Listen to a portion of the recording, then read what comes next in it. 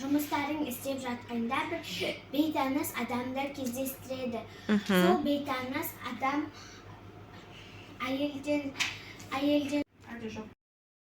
Әріп жүреді. Енді қараңыздар.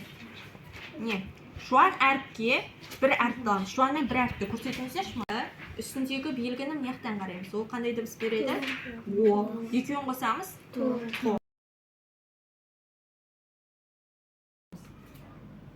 Фатха дегеніміз қарайды. Bismillahirrahmanirrahim. Qul a'udzu birabbin nas.